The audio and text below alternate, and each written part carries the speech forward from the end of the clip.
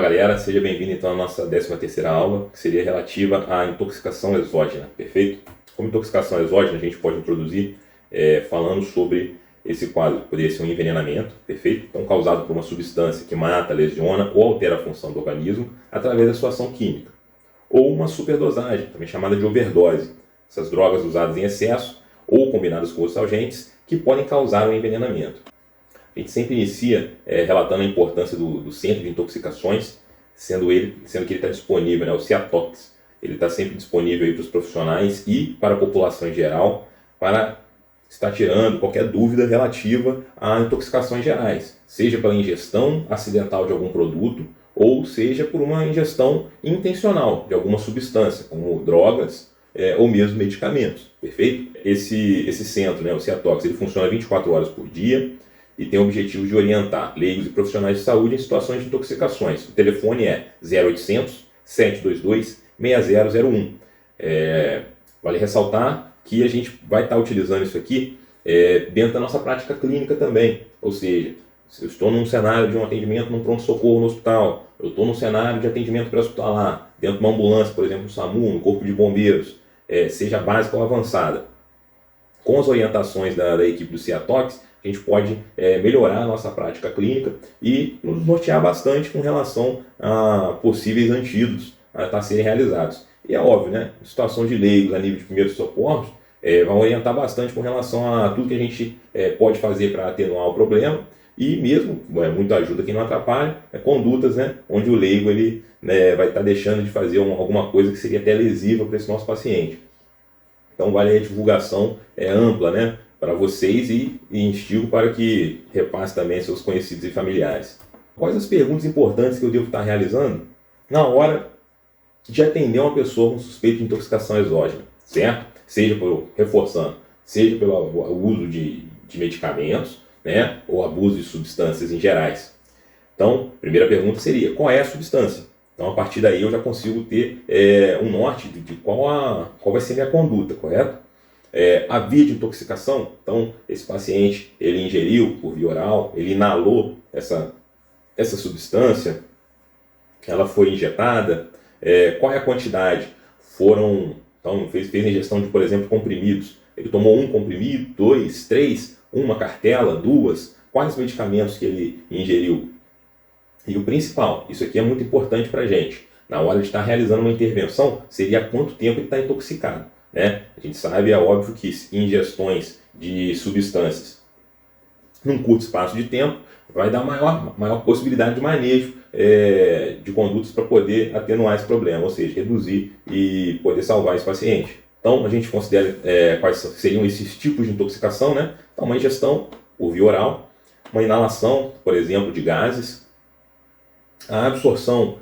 Um exemplo que a gente dá é de contato com a pele, né? Ou seja, é muito comum com produtos químicos, principalmente nas áreas rurais, utilizando herbicidas, inseticidas em geral, e também a injeção. Um bom exemplo seria os viciados em heroína, por exemplo, ou em algum outro medicamento intravenoso, onde estaria realizando realmente uma injeção desse medicamento via parenteral, né? Ou seja, pelas veias. Aqui nessa imagem a gente mostra algumas intervenções dos profissionais, sendo uma delas aqui a possibilidade de uma aspiração das vias aéreas para poder deixá-las mais pérvias e a oferta de oxigênio por meio da máscara.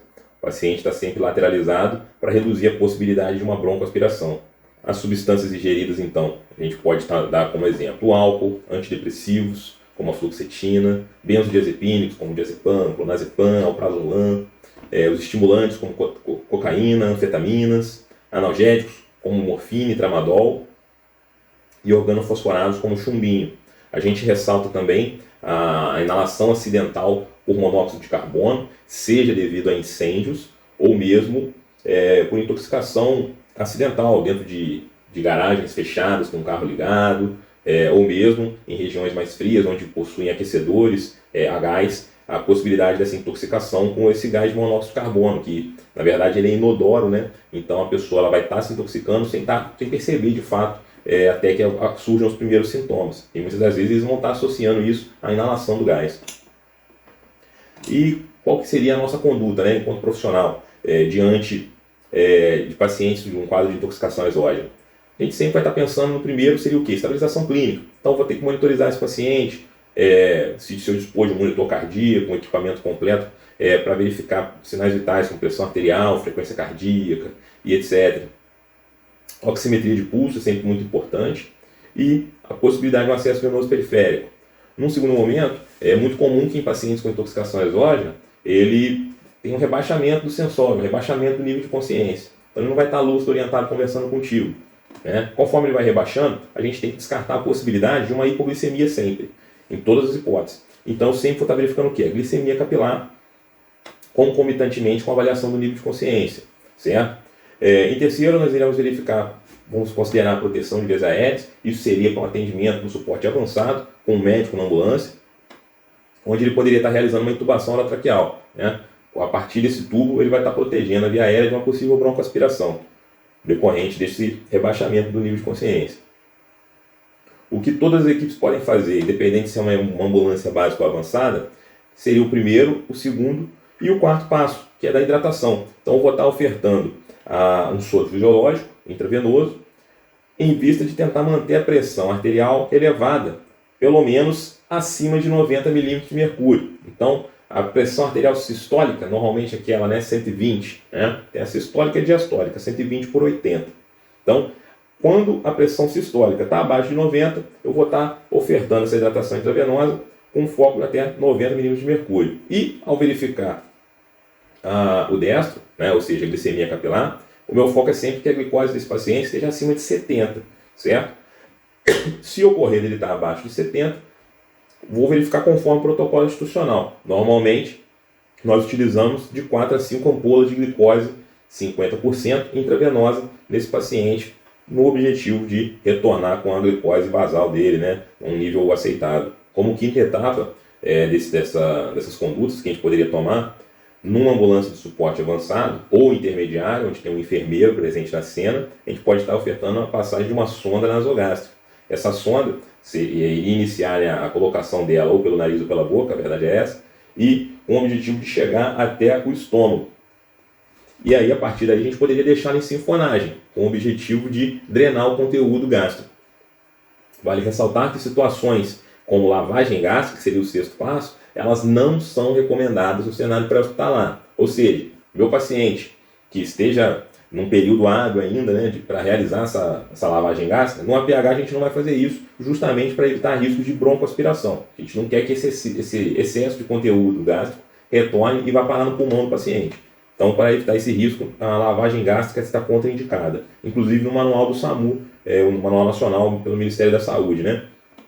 Para fechar, dentro das primeiras horas, a lavagem gástrica normalmente ela é recomendada dentro da primeira hora, e a utilização do carvão ativado é recomendada em até 2 horas após a ingestão desse medicamento. A gente vai poder utilizar esse carvão com o objetivo de interromper a absorção desse agente intoxicante. Falando um pouco mais sobre o carvão ativado, então ele justamente ele envolve e atenua essa substância e retarda a absorção pelo organismo por um certo tempo. A indicação da ingestão dele é por via oral. Aqui a gente tem um exemplo dos comprimidos de carvão ativado, que pode ser utilizado mesmo a nível de primeiros socorros, ou a gente pode utilizar os do cenário hospitalar, que normalmente são sachês dessa substância em pó, onde a gente vai estar diluindo em água e ofertando via sonda naso ou orogástrica. As contraindicações são exatamente relativas a risco de broncoaspiração, ou seja, rebaixamento do nível de consciência, a ingestão também de ácidos e alcalinos e a impossibilidade de deglutir. Conduta padrão para todo atendimento, seja intoxicação exógena ou não. Então, todo atendimento clínico a gente sempre utiliza o mesmo mnemônico, e a gente bota aqui para reforçar, que seria o ABCDE, isso para atendimentos clínicos. Ou seja, o A, eu vou checar a permeabilidade das vias aéreas, inicio checando a responsividade, se o paciente está numa parada cardiorrespiratória. Uma vez que eu descarto, eu vou verificar se essa via aérea está pérvia. Se a via aérea estiver prejudicada, a gente considera o quê? A hiperextensão desse pescoço ou mesmo a manobra de elevação da mandíbula, de forma que a via aérea fique patente. Logo em seguida, considera a aspiração e a colocação de uma cânula orofaríngea ou mesmo de um tubo orotraqueal em atendimento avançado. A gente avalia a qualidade de respiração no movimento torácico. sempre de forma a verificar essa necessidade de que uma oferta de oxigênio para esse paciente, uma oferta complementar, digamos assim, né? E para fechar, a avaliação da circulação, onde a gente sempre verifica pequenas hemorragias, a verificação do pulso periférico e mesmo a temperatura da pele, ou presença de instabilidade hemodinâmica. É nessa da hora que a gente vai estar realizando, por exemplo, a administração de um soro, seja soro fisiológico ou um ringer, para estar fazendo uma expansão de volume intravenoso desse paciente. Para fechar, a gente verifica essa questão do estado neurológico e a verificação das pupilas. Verificação das pupilas, se atentem que em situações onde o paciente ele faz a ingestão de uma substância, né, que proporciona essa intoxicação exógena, normalmente tem uma alteração muito importante nas pupilas, seja pela miose, ou seja, o fechamento dessas pupilas, ou seja pela midríase, a expansão dessas pupilas. E elas podem estar fotorreativas ou não.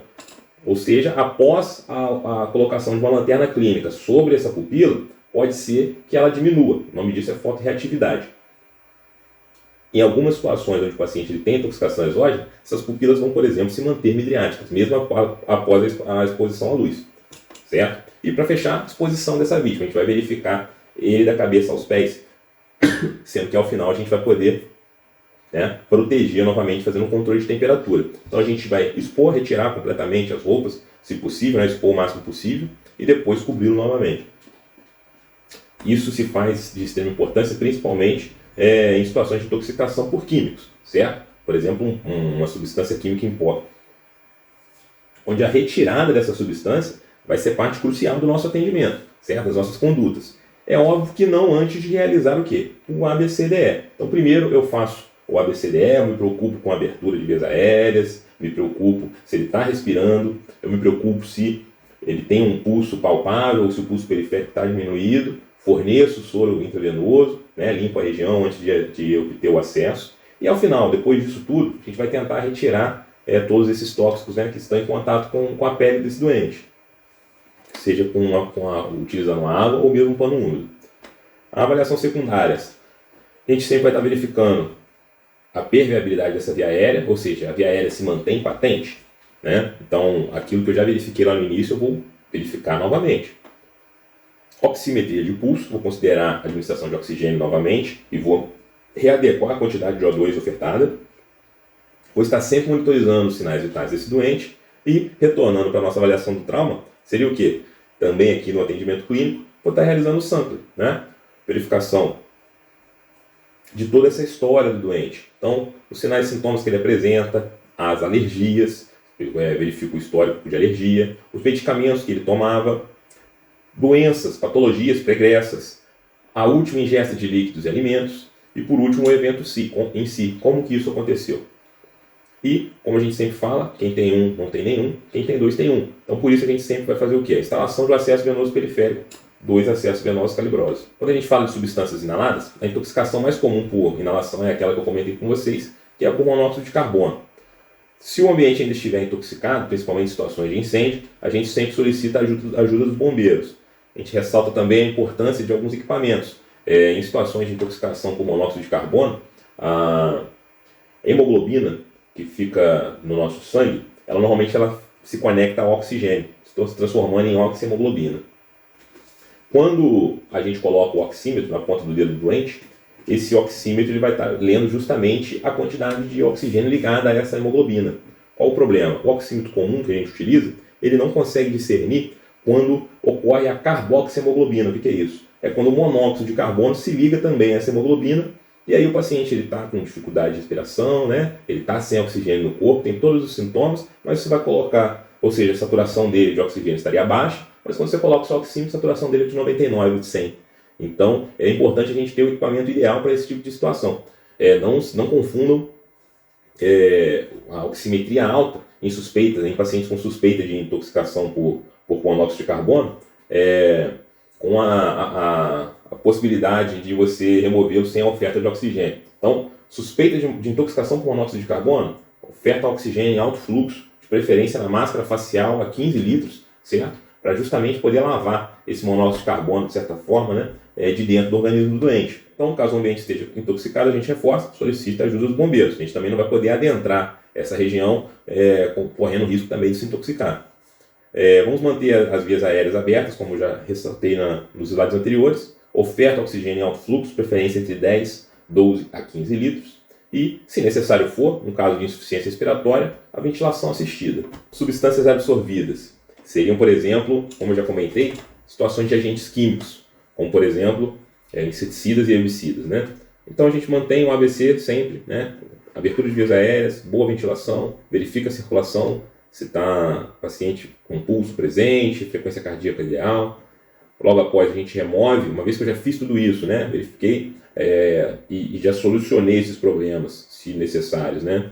Eu removo as roupas contaminadas e, em seguida, removo o máximo possível dessa substância da pele do paciente, como eu já dito, seja por meio de água corrente ou mesmo panos umedecidos. É de bom tom que a gente fotografe ou leve a embalagem da substância para o hospital. E, se não foi feito contato com o Ciatox, né, do Centro de Intoxicações, que seja feito quanto antes. Sempre reforçando que o transporte desse paciente deve ser imediato. Quanto antes ele for levado para o cenário intra-hospitalar, melhor. No caso de substâncias injetadas, a gente reforça também, mantenho sempre o ABC, fotografo, levo sempre a substância para o hospital e também realizo o transporte imediato.